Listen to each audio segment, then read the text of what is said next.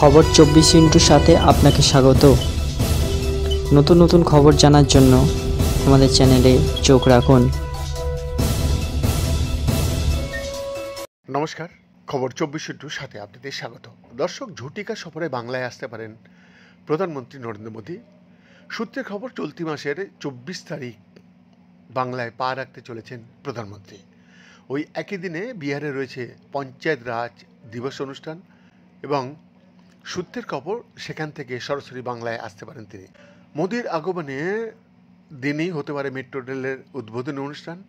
সেই সূত্র ধরে বাংলায় পা রাখতে চলেছেন তিনি। তবে এই সফর প্রসঙ্গে এখনও মুখ খোলেনি মেট্রো রেল কর্তৃপক্ষ।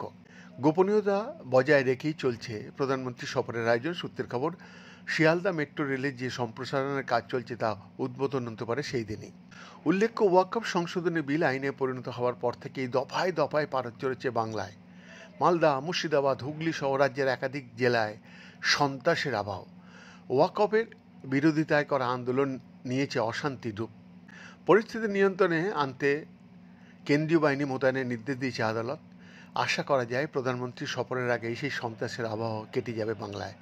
তবু ওয়াকফ নিয়ে যখন বাংলার রাজনীতিতে বেড়েছে নরণচরণ, সেই আবহে বাংলায় পা রাখবেন মোদী।